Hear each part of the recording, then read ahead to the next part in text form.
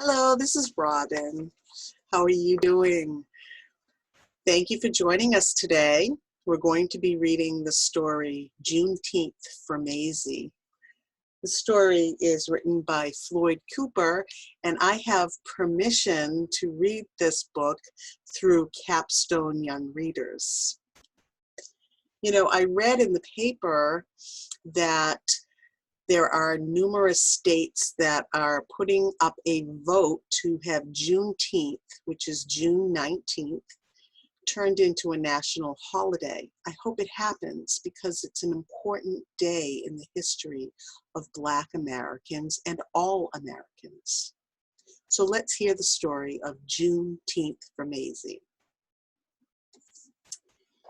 Mazie wants to play outside, but it's too late. It's getting dark, Mazie. It's time to stay inside.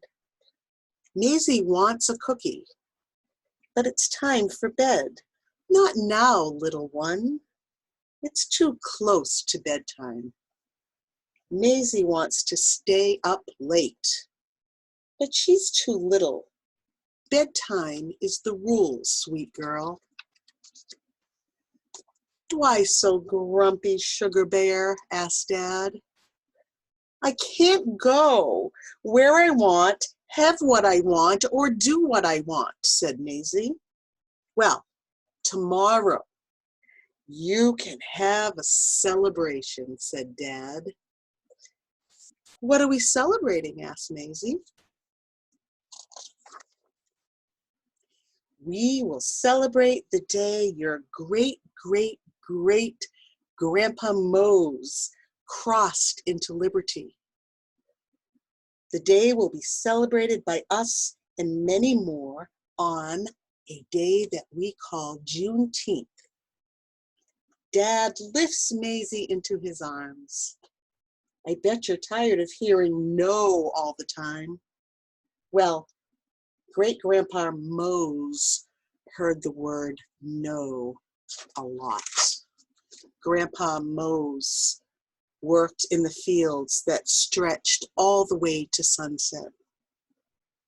He and other people who were enslaved would be bone tired. But they had to keep going. Their masters wouldn't let them quit. But as they worked, they thought about freedom.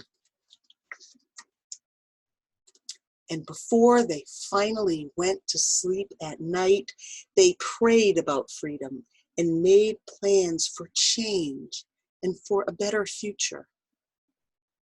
Some people who were enslaved ran north to freedom, following a bright star in the sky.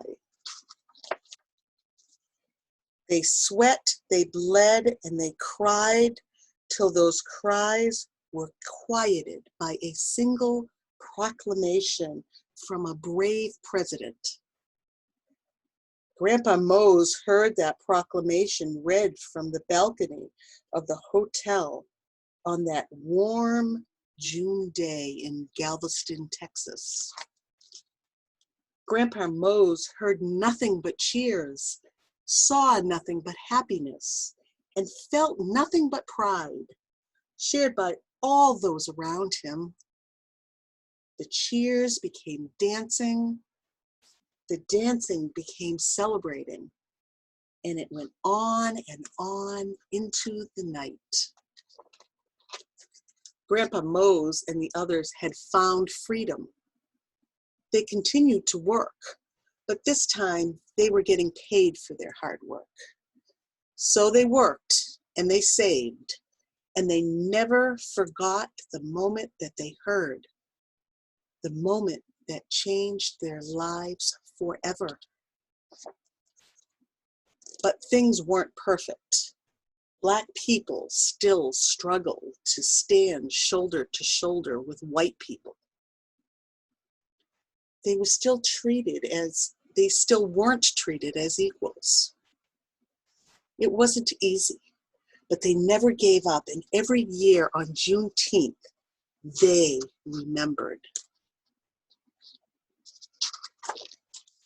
They marched for jobs.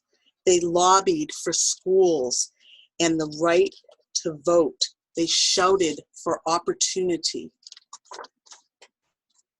And every year on Juneteenth, they celebrated and they remembered.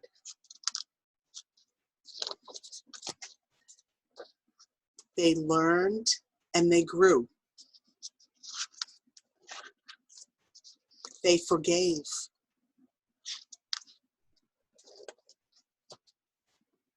They excelled. They achieved. They became heroes.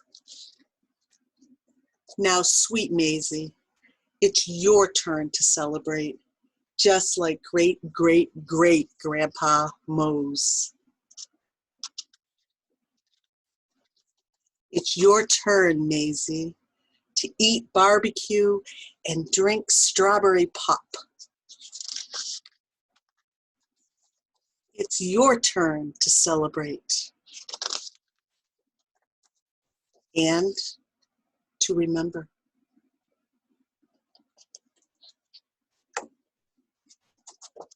So on June 19th, soldiers arrived in Galveston, Texas, announcing the end of the Civil War and the end of slavery in the United States.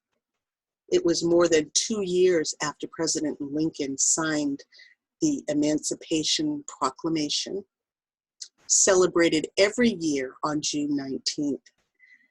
Juneteenth commemorates the announcement of the abolition of slavery and the emancipation of African American citizens throughout the United States. And today, we will talk about how it is today. How is systemic racism still here today? And what can we all do?